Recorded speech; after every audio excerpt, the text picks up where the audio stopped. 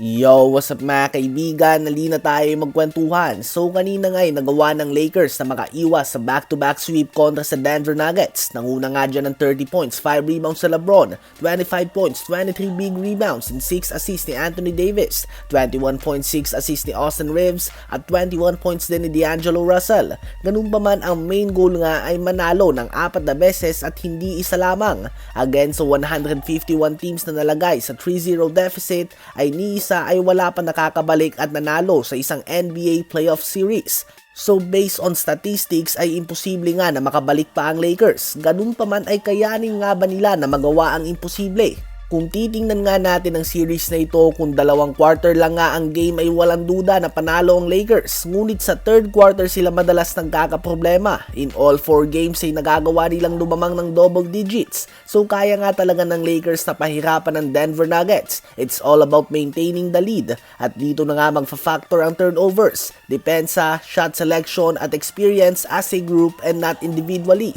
Ang starting 5 nga ng Denver ay ilang taon na rin nga magkakasama kumpara sa Lakers. Si LeBron at si Davis ay walang problema sa paggawa ng puntos. Nag-average nga sila sa series na ito ng 57.8 points per game combined.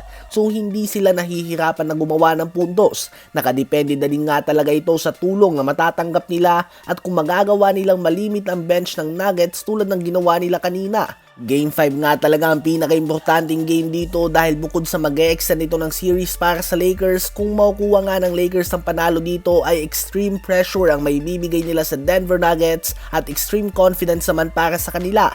Lalo na't ang Game 6 nga ay gaganapin na sa home court ng Lakers kung may extend nga nila ang series na ito. Sa palagay nyo ba ay may pag-asa ang Lakers na maging ang kauna-unahang team sa kasaysayan ng NBA na makabalik from down 3-0?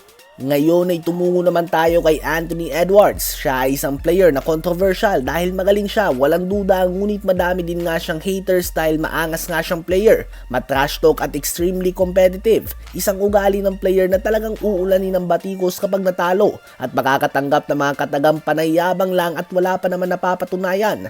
Kung paano niya nga mga kaibigan dalhin ng kanyang sarili ay maaalala mo sa kanya ang batang Kobe Bryant na talagang iniisip na siya ang best player in the world at umaapaw lang nga talaga ang kanyang confidence. Patungo sa series ng Minnesota Timberwolves at ng Phoenix Suns ay may debate nga kung sino kay Anthony Edwards at Devin Booker ang best shooting guard sa NBA.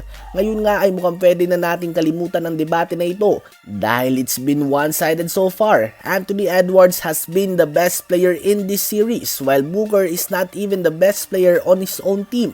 Siya nga ay nagtatala ng 27 points, 7.7 rebounds and 6.4 assists per game on 49% shooting sa field while being up 3-0 sa Suns. Habang si Booker naman ay 20.4 points, 2.7 rebounds, 6 assists per game on 43% shooting sa field. At opensa pala nga mga kaibigan ang pinag-uusapan natin. Wala pa nga dyan ang depensa kung saan walang duda na sobrang mas magaling si Edwards sa aspeto na ito ng basketball kaysa kay Booker.